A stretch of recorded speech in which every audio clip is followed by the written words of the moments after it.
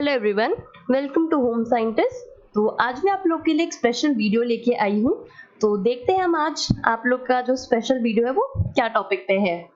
Okay, देखिए आज का जो स्पेशल वीडियो है वो है हमारा वर्ल्ड फूड सेफ्टी डे पे, जो कि जून 7 को सेलिब्रेट किया जाता है। तो आज हम इसी टॉपिक पे डिस्कस करेंगे कि जो वर्ल्ड फूड सेफ्टी डे है वो क्या है, वो क्यों एग्जिस्टेंस में आया, उसकी क्या नीड थी और फूड सेफ्टी क्या होती है, और ऐसे ही बहुत सारे क्वेश्चंस जो कि आपके माइंड में इस वक्त पे आ रहे होंगे।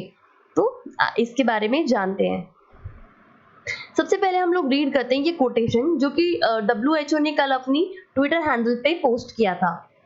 Consumption of safe and wholesome food is a powerful tool for enabling preemptive health care।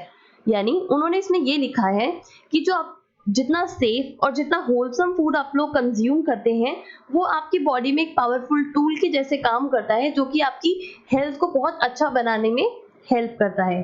Okay, अब हम लोग देखते हैं कि वर्ल्ड फूड सेफ्टी डे है क्या, ये क्यों एग्जिस्टेंस में आया, कब आया और इसकी क्या नीड थी। ठीक है, तो सबसे पहले जो था इसकी नीड क्यों थी वो मैं आपको एक्सप्लेन करती हूँ। WHO ने क्या किया, ग्लोबली जो थी वो फूड बॉर्न डिजीजेस और जो फूड से रिलेटेड इलनेस होती है या फिर फूड पॉइजनिंग होती है उसकी जब प्रेवलेंस देखी तो उसकी प्रेवलेंस जो थी वो काफी हाई आई पूरा ग्लोबली। ठीक है, तो उनको ये पता चला कि लोग बाग जो है वो उतने ज्यादा फूड सेफ्टी के लिए अवेयर नहीं है। तो उस अवेयरनेस को इंक्रीज करने के लिए या लोगों को उसके बारे में और ज्यादा प्रॉपर तरीके से एक्सप्लेन करने के लिए कि फूड सेफ्टी क्या होती है, इसकी क्या इंपॉर्टेंस है आपकी लाइफ के अंदर, इस चीज को एक्सप्लेन करने के लिए उन्होंने 2018 के अंदर हमारी यूनाइटेड नेशन जनरल असेंबली जो है उन्होंने जून 7 को as a world food safety day जो है उन्होंने डिक्लेयर किया। ठीक है, फिर जून 7 2019 के अंदर इसकी फर्स्ट एनिवर्सरी सेलिब्रेट करी गई और इसकी थीम जो रखी गई वो रखी गई फूड सेफ्टी एवरीवन्स बिजनेस। यानी फूड सेफ्टी जो है वो हर एक इंसान का बिजनेस है, यानी एक हर इंसान का उसके अंदर रोल है कि वो किस तरीके से अपना फूड जो वो कंज्यूम करता है उसको सेफली इनटेक कर सके, या फिर जो भी वो मार्केट से लेके आ रहा है वो फूड सेफ होना चाहिए। ठीक है, इस थीम को ध्यान में रखते हुए उन्होंने पूरा वर्ल्ड फूड सेफ्टी डे जो है वो उसको प्लान किया। फिर 2020 जो कि हमारा फूड सेफ्टी डे कल ही गया है, उसकी जो थीम थी वो उन्होंने इस अम्ब्रेला टर्म, यानी ये वाले जो हमने ऊपर 2019 में डिस्कस करी थी थीम, इसी के अंडर में उन्होंने ये थीम रखी। उन्होंने ये बोला कि अब हम लोग जो है हमने फूड सेफ्टी जो डे है वो तो हमने बना दिया। ठीक है, लोगों ने उसको सेलिब्रेट भी कर लिया, एक एनिवर्सरी उसकी निकल भी गई, लेकिन अब उसको और ज्यादा अच्छे तरीके से प्रमोट करने के लिए उसके अंदर हम लोग एक एक्शन ओरिएंटेड प्लान करेंगे। ठीक है, जो कि हम लोग ग्लोबल लेवल के ऊपर करेंगे, जिसके अंदर हम लोग लोगों को और ज्यादा फूड सेफ्टी के बारे में अवेयर करेंगे।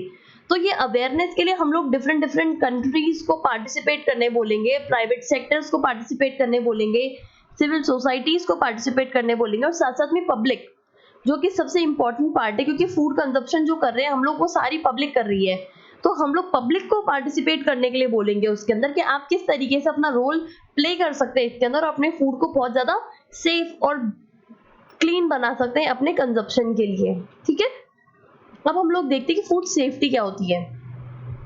Food safety refers to handling, preparing, and storing food in a way to best reduce the risk of individuals become sick from foodborne illnesses। अब इसको सिंपल लैंग्वेज में आपको एक्सप्लेन करती हूँ। फूड सेफ्टी के 3 एस्पेक्ट्स हैं। पहला कि आप किस तरीके से फूड को हैंडल कर रहे हैं, दूसरा आप किस तरीके से फूड को प्रिपेयर कर रहे हैं या फिर कुक कर रहे हैं, और तीसरा आप किस तरीके से फूड को स्टोर कर रहे हैं, चाहे वो रॉ मटेरियल हो या फिर वो कुक्ड मटेरियल हो। तो ये सारी जो तीनों एस्पेक्ट हैं, ये अगर आप लोग तीनों ध्यान से कर रहे हैं तो आपका जो फूड है उसको आप लोग एक बहुत ही अच्छे तरीके से सेफ तरीके से रख पाएंगे अपने पास में और उसको कंज्यूम कर पाएंगे, ताकि आपकी जो भी फूड बॉर्न इलनेसेस जो उस फूड से कॉज होंगी वो नहीं होंगी। ठीक है, तो इस तरीके से हम लोग हमारा फूड जो है वो सेफ बना सकते हैं।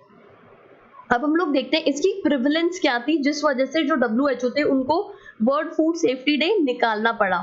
जब हम इसके ग्लोबल लेवल पे बात करते हैं तो सिर्फ एनुअली सिर्फ यूएसए के अंदर ऑलमोस्ट 76 मिलियन केसेस जो है वो फूड बॉर्न इलनेसेस के आते हैं, जो कि 3,25,000 हॉस्पिटलाइजेशंस के अंदर लीड करते हैं और अल्टीमेटली उन सब के अंदर से 5,000 डेथ्स हो जाती है। तो सही, अगर हम लोग हर साल 5,000 डेथ सिर्फ और सिर्फ यूएसए के अंदर ही देख रहे हैं, तो इमेजिन करो कि वर्ल्ड वाइड जो है वो कितने ज्यादा इससे प्रॉब्लम क्रिएट होती है फूड अनहेल्दी फूड कंज्यूम करने की वजह से। और जब हम इंडिया की बात करते हैं तो एक पूरा नेशन वाइड स्टडी हुई थी, उसकी रिपोर्ट जो बताया था, उन्होंने ये बताया था कि ऑलमोस्ट 13.2% हाउस होल्ड लेवल जो है उसके ऊपर आपकी जो फूड इलनेसेस की जो प्रेवलेंस है वो इतनी ज्यादा है। यानी ऑलमोस्ट अगर 100 घरों में से 13 घर ऐसे हैं जिनके अंदर हमेशा जो है फूड बॉर्न इलनेसेस का कोई ना कोई पेशेंट उनके घर में होता ही है। ठीक है, तो इसकी प्रेवलेंस काफी ज्यादा थी। इस वजह से WHO को जो था ये फूड सेफ्टी डे निकालना पड़ा, ताकि हम लोग लोगों को और ज्यादा अवेयर कर सके अपने हेल्दी फूड और सेफ वाटर कंजप्शन के लिए। ठीक है, ये जो है ये मैंने 2015 की WHO की जो रिपोर्ट आई थी उसी के अंदर से लेके ये लगाया है।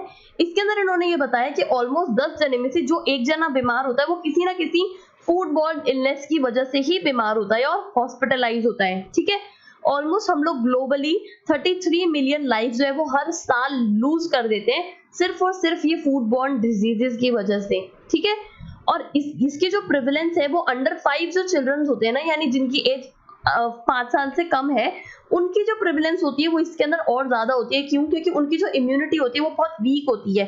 तो अगर हम लोग उनको किसी भी तरीके का अनहेल्दी अनसेफ फूड खिलाएंगे या अनसेफ वाटर पिलाएंगे तो उसके अंदर जो है उनको बहुत जल्दी से फूड बॉर्न डिजीजेस हो जाएगी, जिसके अंदर डायरिया जो होता है वो छोटे बच्चों की इन्फेंट डेथ की जो सबसे बड़ी कॉज है इन्फेंट डेथ्स के लिए। ठीक है, तो ये जो डायरिया और जितने भी तरीके की प्रॉब्लम्स है ये सारी जो लीड करती है वो अनहेल्दी अनसेफ फूड खाने की वजह से और अनसेफ वाटर पीने की वजह से होती है। ठीक है, तो इसके अंदर हम लोग ऑलमोस्ट 4,20,000 डेथ्स जो है वो सिर्फ और सिर्फ फूड बॉर्न डिजीजेस की वजह से कॉज हो रही है। यानी हर तीसरे बच्चे में से जो एक बच्चा की डेथ हो रही है वो सिर्फ और सिर्फ फूड बॉर्न डिजीजेस की वजह से हो रही है। तो ये जो है ये बहुत ज्यादा प्रिवलेंट कंडीशन के अंदर प्रेजेंट है हमारा जो फूड बॉर्न इलनेसेस है। तो इसी को बचाने के लिए और लोगों को अवेयर करने के लिए कि आप लोग सेफ फूड खाइए। ठीक है, और हर एक पर्सन अपना अपना रोल अगर इसके अंदर निभाएगा तो हम लोग इस चीज की इसकी प्रेवलेंस को कम कर सकेंगे। ठीक है, अब हम लोग बात करते हैं कि हमारा फूड जो है वो अनसेफ हो कैसे जाता है। हमारा फूड अनसेफ होता है हमारा फूड अनसेफ होता है अगर उसमें किसी भी तरीके का कंटामिनेशन हो जाए। अब चाहे वो कंटामिनेशन बायोलॉजिकल हो, चाहे वो केमिकल हो, या फिर वो फिजिकल मैटर की वजह से आ रहे हो। कंटामिनेशन का मतलब होता है कोई भी ऐसी चीज आपके फूड में मिल जाना जो कि आपके फूड को कंज्यूम करने के लिए सेफ नहीं रहती। ठीक है, यानी आपके फूड को अनसेफ बना देती है कंजप्शन के लिए। ठीक है, जैसे अगर आपके फूड के अंदर कोई भी बैक्टीरिया का लोड अगर उसमें बढ़ गया है तो वो फूड आपके लिए अनसेफ है। अगर उसमें किसी भी तरीके का अडल्ट्रेशन हुआ है या अडल्ट्रेंट मिला हुआ है जो कि आपकी बॉडी के लिए सेफ नहीं है तो वो फूड जो है वो कंटामिनेटेड है, यानी वो फूड आपके लिए सेफ नहीं है कंज्यूम करने के लिए। ठीक है, तो इसको कहते हैं हम लोग कंटामिनेशन।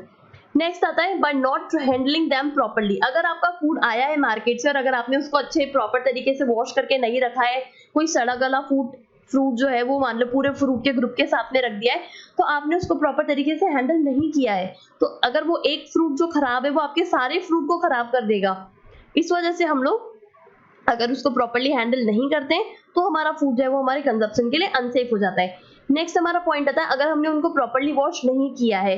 जब भी आप लोग कोई फ्रूट्स लेके आए या वेजिटेबल्स लेके आए या फिर फूड प्रोडक्ट लेके आए तो उसको प्रॉपर्ली थरोली वॉश करें, ताकि उसके ऊपर से जो भी अनहाइजीनिक जो भी उस पर चीजें लगी हुई है उन सारी चीजों को हम लोग रिमूव कर सकें। ठीक है, नेक्स्ट हमारा पॉइंट आता है by not properly segregating them in raw and cooked foods. अगर आपने कोई खाना बनाया है ना, तो उसको कुक किया है तो आपने उसको हीट के ऊपर हीट और उसको टेम्परेचर प्रोवाइड किया है। तो जब आप हीट और टेम्परेचर प्रोवाइड करते हैं तो maximum amount of micro organisms होते हैं वो किल हो जाते हैं। लेकिन अगर आप उस कुक्ड फूड को ही रॉ फूड के साथ में रख देंगे तो उससे क्या होगा ना, जो रॉ के ऊपर बैक्टीरिया चल रहे हैं वो आपके कुक्ड के अंदर भी चले जाएंगे। तो आपका जो फूड कुक करने के बाद में थोड़ा सा सेफ हुआ था कंज्यूम करने के लिए, वो रॉ के साथ रखने की वजह से वापस से अनसेफ हो जाएगा कंज्यूम करने के लिए। ठीक है, तो इनको प्रॉपर्ली सेग्रीगेट करना बहुत जरूरी है। एंड लास्ट पॉइंट आता है जिसके अंदर हम लोग उनको प्रॉपर्ली स्टोर नहीं करते। इमेजिन करो कि आपका फूड जो है वो कुक हो गया है, अब आपने कंज्यूम भी कर लिया, और अगर आप उसको पूरी रात भर के लिए बाहर ही छोड़ देंगे तो उसको बाहर जो है वो थोड़ा गर्म टेम्परेचर रहेगा, तो उसमें माइक्रो ऑर्गेनिजम्स जो कि स्पोर्स रह गए होंगे वो सारे डेवलप हो जाएंगे इसके अंदर। तो अगर हम लोग कोई भी फूड लेके आते हैं तो उसकी प्रॉपर स्टोरिंग जो है वो बहुत ज्यादा असेंशियल होती है। तो अगर हम इन चीजों का ध्यान नहीं रखेंगे तो हमारा फूड जो है वो अनसेफ हो जाएगा। ठीक है, नेक्स्ट हम लोग देखते हैं कि फूड बॉर्न डिजीजेस होती क्या है और उसको और वो कौन कौन से पार्ट में क्लासिफाई हुई भी है। सबसे ऊपर आती है हमारी फूड बॉर्न डिजीज, जो कि दो पार्ट में डिवाइड होती है, जो कि फूड पॉइजनिंग और उसके साथ साथ होती है फूड इन्फेक्शंस। ठीक है, फूड पॉइजनिंग के अंदर फिर से सेग्रीगेशन होता है, जो कि होता है केमिकल पॉइजनिंग या फिर बायोलॉजिकल पॉइजनिंग। फिर बायोलॉजिकल पॉइजनिंग के अंदर भी हमारे दो में सेग्रीगेट होता है, जो कि आता है हमारा poisoning plant tissues and poisoning animal tissues. ठीक है, अब मैं आपको एक्सप्लेन करती हूँ कि फूड पॉइजनिंग क्या होती है, फूड इन्फेक्शन क्या होता है, बायोलॉजिकल पॉइजनिंग क्या है और केमिकल पॉइजनिंग क्या है। मैं सारी चीजें आपको एक्सप्लेन करती हूँ। सी, फूड पॉइजनिंग जो होती है ना, वो किसी भी तरीके का, अगर आपकी फूड जो है वो अनसेफ है आपके खाने के लिए, अगर उसके अंदर बहुत ज्यादा माइक्रो ऑर्गेनिजम्स आ गए हैं, माइक्रो ऑर्गेनिजम्स की टॉक्सिन्स उसमें रिलीज हो गए हैं, या फिर ऐसे कोई भी केमिकल उसके अंदर रिलीज हो गए हैं जो कि आपके फूड को सेफ नहीं रखते हैं, और जब कंज्यूम करने के बाद में आपकी जो बॉडी है वो उसके अगेंस्ट में कोई रिएक्शन देती है, यानी जैसे नॉजिया, वॉमिटिंग और ये सारी चीजें होती है, तो उसको हम लोग बोलते हैं फूड पॉइजनिंग, जो कि आपकी बॉडी में जाके एक पॉइजन की जैसे काम करता है और आपकी बॉडी के सिस्टम को डैमेज करता है, तो उसको हम लोग बोलते हैं फूड पॉइजनिंग। ठीक है, फूड पॉइजनिंग केमिकल सोर्सेज से भी होती है और बायोलॉजिकल सोर्सेज से भी होती है। बायोलॉजिकल सोर्सेज के अंदर आपके सारे वायरस, आपके सारे बैक्टीरियाज और आपके पैथोजेंस और जितनी भी चीजें हैं वो सारी चीजें इसमें इंक्लूड होती है। ठीक है, और नेक्स्ट हमारी जो केमिकल पॉइजनिंग होती है, केमिकल पॉइजनिंग के अंदर मान लो कोई पेस्टिसाइड्स अगर हम लोगों ने प्लांट करते हुए डाले हैं तो वो सारी चीजें इसमें आ जाएगी, या फिर फूड को और टेस्टी बनाने के लिए अगर हमने कोई एडल्ट्रेंट्स उसके अंदर डाले हैं, है ना, कोई एडिटिव्स हमने मिलाए लेकिन वो जितनी उनकी जो फूड ग्रेडिंग दे रखी है वो ग्रेडिंग वाले नहीं है, या फिर सेफ उसके अंदर नहीं आते हैं वो, या फिर जो लेवल्स हमने उनके लिए मार्क कर रखे हैं वो लेवल्स के अंडर उन्होंने नहीं डाले, बहुत ज्यादा डाल दिया है, तो ये जो सारी चीजें होती है वो एक तरीके से केमिकल पॉइजनिंग को लीड करती है। ठीक है, बायोलॉजिकल पॉइजनिंग के अंदर प्लांट पॉइजनिंग और एनिमल पॉइजनिंग आती है। अब अगर आपका प्रोडक्ट जो है वो प्लांट बेस्ड है ना, और उसके अंदर अगर कोई भी तरीके का, जैसे उसका कोई नेचुरल टॉक्सिकेंसी है, जैसे सेपोनिन्स होते हैं, है ना, और फेविजम वाले जो रहते हैं, जैसे फावा बीन्स के अंदर कुछ अलग एंजाइम्स होते हैं, वो सारी चीजें जो आती है वो आपके प्लांट वाले टॉक्सिन्स के अंदर आती है। और जो दूसरा जो हमारा एनिमल टिश्यू है, मान लो उस टाइम पे हमने उस एनिमल को कुछ अलग तरीके का कोई इंजेक्शन लगाया हो, या फिर कोई केमिकल उसको खिलाया हो, या फिर जो फूड मटेरियल आप लोग खा रहे हैं जैसे कोई मीट या कुछ भी अगर आप लोग कंज्यूम कर रहे हैं एनिमल बेस का, तो अगर उसके ऊपर कोई माइक्रो ऑर्गेनिज्म या पैथोजेंस ग्रो कर रहे हैं तो उससे ये वजह से जो आपका फूड होगा वो भी बायोलॉजिकली पॉइजनिंग कॉज करेगा आपकी बॉडी में। ठीक है, नेक्स्ट आते हैं हमारे फूड इन्फेक्शन, यानी फूड को खाने की वजह से आपकी बॉडी में जो इन्फेक्शंस कॉज होते हैं, यानी जिसके अंदर आपका इम्यूनिटी सिस्टम काम में आता है, वो आपकी इन्फेक्शंस वाली चीज होती है। ठीक है, इसके अंदर भी तब वही चीज होती है कि हम लोग माइक्रो ऑर्गेनिजम्स को हमारे फूड के साथ में कंज्यूम कर लेते हैं। ठीक है, आई होप आपको समझ आ गया होगा। अब हम लोग थोड़ा डिटेल में पढ़ते हैं। दो चीजों में बड़ी कंफ्यूजन रहती है, एक होता है हमारा फूड बॉर्न इन्फेक्शन और एक होता है हमारा food borne intoxication.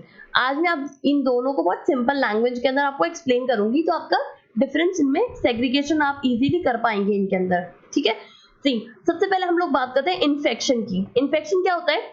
caused by the consumption of foods or liquids contaminated with bacteria, virus and parasite। ठीक है, इसमें क्या होता है ना फूड इन्फेक्शन के अंदर कि आप जो भी फूड कंज्यूम कर रहे हैं ना उसमें एज इट इज बैक्टीरिया और वायरस और पैरासाइट्स होते हैं ना वो डायरेक्ट कंज्यूम कर रहे होते हैं आप। ठीक है, यानी पूरा बैक्टीरिया जो है वो खुद आपके फूड के साथ में आपकी बॉडी के अंदर जा रहा होता है। इसमें क्या होता है ना, ये जब आपकी बॉडी में चला जाता है तो ये आपकी जो इनर लाइनिंग्स होती है ना इंटेस्टाइन की, उनमें जाके जो है वो मल्टीप्लाई करना स्टार्ट करता है और धीरे धीरे आपकी जो इंटेस्टाइनल ट्रैक होता है उसके अंदर जाके अपने एब्जॉर्ब, मतलब फूड के साथ में इंटरनल लाइनिंग्स के अंदर एब्जॉर्ब हो जाता है और वहां जाके टॉक्सिन्स रिलीज करता है। ठीक है, इस वजह से जो है इसको हम लोग इन्फेक्शन बोलते हैं। इसकी जो प्रोसेसिंग होती है वो सारी आपकी बॉडी में जाने के बाद में स्टार्ट होती है। ठीक है, यानी पूरा माइक्रो ऑर्गेनिजम्स आप इसमें कंज्यूम करते हैं। और लेकिन वहीं पर जब आप फूड इंटॉक्सिकेशन की बात करते हैं तो इंटॉक्सिकेशन में क्या होता है ना, आप जो आपका फूड और जो बेवरेज जो भी आप कंज्यूम कर रहे हैं उसमें आप डायरेक्ट माइक्रो ऑर्गेनिज्म कंज्यूम नहीं कर रहे हैं, उस माइक्रो ऑर्गेनिजम्स के जो रिलीज किए हुए टॉक्सिन्स होते हैं ना, वो जो कि आपकी फूड प्रोडक्ट के अंदर ऑलरेडी आपके उस माइक्रो ऑर्गेनिजम्स ने अपने टॉक्सिन्स उस फूड में रिलीज कर दिए हैं, वो फूड जब आप कंज्यूम करते हैं तो वो जो रहता है आपका फूड इंटॉक्सिकेशन के अंदर आता है। ठीक है, इसके अंदर जो है वो आपके नेचुरल टॉक्सिन्स भी हो सकते हैं फूड के, है ना, या फिर आपके जो बैक्टीरिया फंजाई होते हैं उनसे भी रिलीज हो सकते हैं। ठीक है, आई होप आपको दोनों में डिफरेंस आ गया होगा समझ में। अब हम लोग बात करते हैं कि किस तरीके से हम लोग हमारे फूड को सेफ रख सकते हैं। इसके बहुत सिंपल 5 पैरामीटर्स होते हैं जिस तरीके से आप अपने फूड को सेफ रख सकते हैं। पहला पॉइंट है कीप क्लीन का, यानी आप खाना बनाने से पहले, खाना बनाने के बाद में, खाना खाने से पहले, खाना खाने के बाद में, ठीक है, इन सारी चीजों को करने से पहले आप अपने हाथों को अच्छे से साबुन से ऑलमोस्ट 20 to 30 सेकेंड्स के लिए वॉश करो, ताकि आपके हाथ के ऊपर जितने भी माइक्रो ऑर्गेनिजम्स हैं वो सब किल हो जाए। और वैसे भी अभी कोरोना के टाइम पे हम लोगों ने हमारी हाइजीन और सेफ्टी से लेकर काफी सारी चीजें लर्न करी है, तो बेटर है कि हम लोग उन्हीं चीजों को अगर ऐसे ही फॉलो करते रहेंगे, उसी तरीके से हम लोग हमारी सारी सराउंडिंग्स को क्लीन रखेंगे, हमारे हाथों को हर 20 मिनट्स में वॉश, हर 20 सेकेंड्स में 20 सेकेंड्स के लिए वॉश करते रहेंगे 2-2 आवर के गैप के अंदर, तो ये जो माइक्रो ऑर्गेनिजम्स होते हैं ना, इनकी ग्रोथ काफी कम हो जाएगी। ठीक है, नेक्स्ट हमारा आता है separation of raw and cooked food, जो हमने ऊपर भी बात करी थी कि अगर आपका रॉ मटेरियल और आपका कुक्ड मटेरियल एक साथ रखा जाएगा तो आपके जो रॉ मटेरियल के ऊपर जो भी माइक्रो ऑर्गेनिजम्स ग्रो कर रहे हैं वो सारे आपके कुक्ड में भी चले जाएंगे, तो बेटर है उनको हम लोग सेग्रीगेट करके रखें। ठीक है, नेक्स्ट हमारा पॉइंट आता है कुक्ड फॉर, मतलब उसको अच्छे से प्रॉपर तरीके से आपके फूड को कुक करें आप लोग। ठीक है, यानी प्रॉपर टेम्परेचर पे ले जाके उसको कुक करें, यानी जो आपके कुछ माइक्रो ऑर्गेनिजम्स होते हैं ना, जो मेनली आपके फूड में प्रेजेंट होते हैं, वो ऐसे माइक्रो ऑर्गेनिजम्स होते हैं कि जब उनके ऊपर हीट अप्लाई होती है तो वो हीट की एप्लीकेशन की वजह से उनकी डेथ हो जाती है या फिर वो खत्म हो जाते हैं। ठीक है, तो इस वजह से हम लोग बोलते हैं कि आपके फूड को जो है वो ऐसा आधा कुक करके छोड़ने वाली चीज नहीं होती है, उसको हमेशा प्रॉपर एक टेम्परेचर पे ले जाके कुक करो ताकि आपके माइक्रो ऑर्गेनिज्म जो है वो किल हो जाए। ठीक है, नेक्स्ट आता है हमारा कि हम लोग जब भी फूड को स्टोर करते हैं तो उसको एक प्रॉपर टेम्परेचर पे हम लोग उसको स्टोर करें, ताकि जो हमारा फूड है उसके अंदर माइक्रो ऑर्गेनिज्म वापस से डेवलप ना कर पाए। हमने एक बार जैसे खाने को कुक कर लिया, उसके बाद में जितना हमें कंज्यूम करना था हमने कंज्यूम कर लिया, उसके बाद में उसको अच्छे से एयर टाइट कंटेनर में रखें, आपके रेफ्रिजरेटर के अंदर रखिए, ताकि उसके अंदर जो माइक्रो ऑर्गेनिजम्स है उनकी ग्रोथ नहीं हो पाए। ठीक है, और लास्ट आता है हमारा सेफ वाटर ड्रिंकिंग का। जब हमारा खाना बनाने के अंदर सबसे इंपॉर्टेंट रोल होता है हमारे पानी का। अगर हमारा खाना सेफ है और अगर हमारा पानी अनसेफ है तो हमारा जितनी भी मेहनत हमने हमारे खाने पे करी है वो सारी मेहनत वेस्ट हो जाएगी। ठीक है, इसलिए सबसे ज्यादा इंपॉर्टेंट पार्ट होता है कि जितना आप ध्यान अपने खाने के लिए रख रहे हैं उतना ही ज्यादा ध्यान आप अपने पानी पर भी रखें। यानी जितना सेफ वाटर आप काम में लेंगे, जितना हेल्दी वाटर आप लोग काम में लेंगे, जितना हाइजेनिक कंडीशंस में अपने वाटर को स्टोर करेंगे और कंज्यूम करेंगे, उतना ही अच्छा रहेगा आपके लिए। ठीक है, क्योंकि जो आपके माइक्रो ऑर्गेनिजम्स जो आपकी बॉडी में जाते हैं उनके 2 ही रूट होते हैं, या तो वो आपके खाने के साथ में अंदर जाते हैं या फिर आपके पानी के साथ अंदर जाते हैं। तो इन चीजों का बहुत ज्यादा ध्यान अगर आप रखेंगे तो आपका जो फूड है वो हमेशा सेफ रहेगा। ठीक है, तो आज का हमारा वीडियो इतना ही था। Thank you for watching and eat safe and be safe. Thank you so much.